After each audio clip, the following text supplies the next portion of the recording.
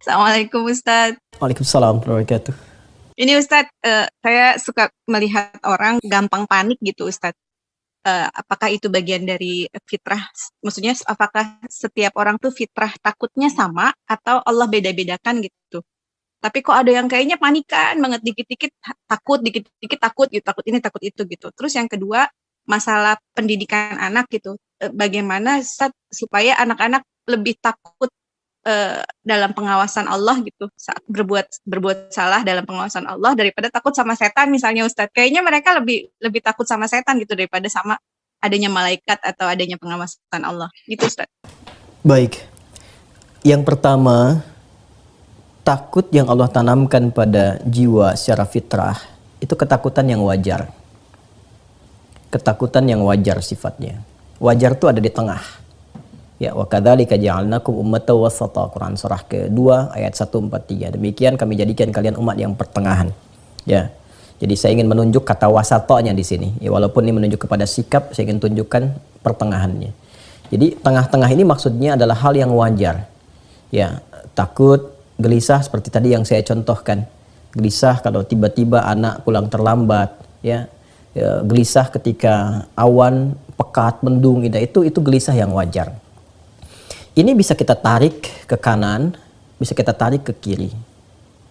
Kalau yang standar, yang wajar, yang biasa ini, kita naikkan levelnya untuk mendekat kepada Allah.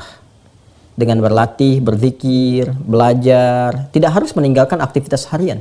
Karena kerabat-kerabat, sahabat-sahabat Nabi pun, yang pebisnis, yang politisi, itu kan? Yang diplomat, yang birokrat, itu banyak. Tapi mereka malamnya masih sempat tahajud. Yang kata Imam An-Nawawi dalam kitab At-Tibyan fi Adab Hamalatil Quran itu sampai khatam Al-Quran. Utsman bin Affan, Tamim Ad-Dari, ya, dan sebagainya. Banyak sekali pejabat-pejabat. Bahkan di militer Nabi punya 38 sahabat yang panglima dari 12.000. Itu mereka ketakwaannya tinggi, zikirnya tinggi. Nah, mereka naikkan levelnya dari yang wajar menjadi tinggi, sehingga harapannya dengan itu semua selalu ada dalam perlindungan Allah Subhanahu wa taala. Jadi ketakutannya bukan ketakutan biasa lagi, bukan standar, tapi naik di atas itu, cuma sifatnya positif. Sifat takut positif ini adalah sifat takut yang mengantarkan dia selalu berada dalam perlindungan Allah. Jadi kalau misalnya dia mau bicara, dia tata dulu nih. Pembicaranya Allah ridha nggak? Kalau bicara nyakitin orang lain nggak sih? Lawan bicara kita tersinggung tidak? Kalau bercanda pun dia cari kata-kata yang tidak berlebihan. Nah itu adalah penjagaan. Jadi yang keluarnya itu outputnya selalu yang baik. Ya, tapi jiwanya terkontrol dalam keadaan tenang. Itu yang positif. Kalau negatif, dari yang wajar tadi yang tengah-tengah, itu terbawanya apa yang disebut dengan sekarang dengan anxiety itu. Kegelisahan yang tidak wajar. Sedikit-sedikit gelisah. Sedikit-sedikit penasaran.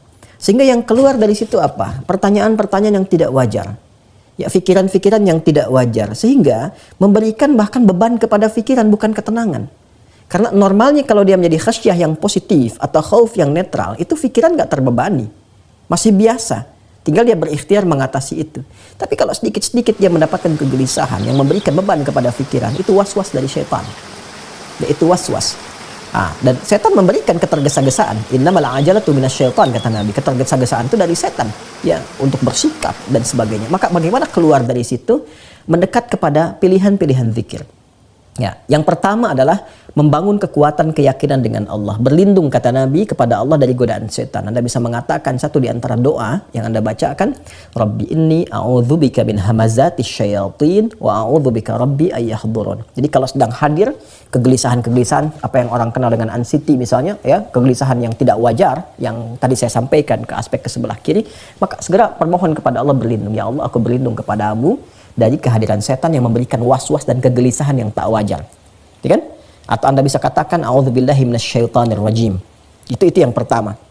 Yang kedua, Anda bisa isi dengan pilihan zikir yang tadi saya sampaikan. Ya, bisa dengan Al-Qur'an. Berwudu, buka mushaf, menghadap kiblat, baca Quran. Itu untuk melatih.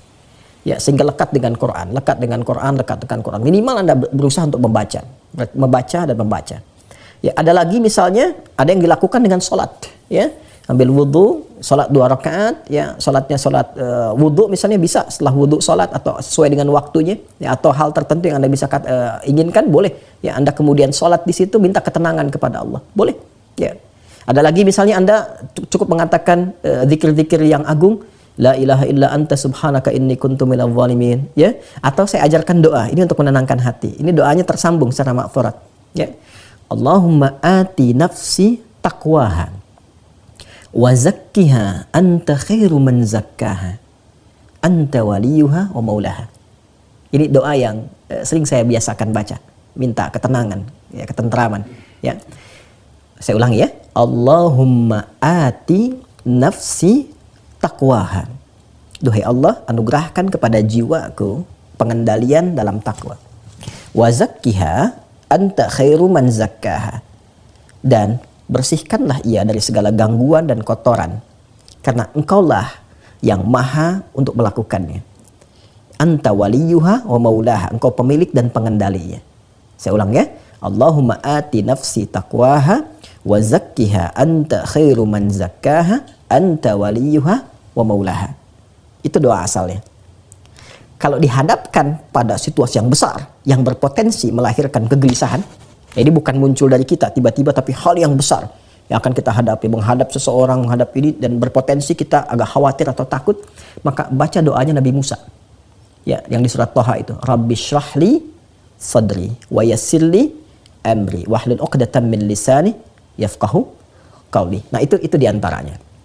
Sedangkan yang kedua, bagaimana menanamkan rasa takut kepada anak. Anak itu bening, jernih, dan hanya mendapatkan pantulan dari lingkungan sekitarannya. Itu yang kata Nabi, kullu mauludin yuladu 'alal fitrah. Setiap yang lahir itu berada dalam fitrahnya. Jadi anak itu baik, bersih, bening, gitu kan?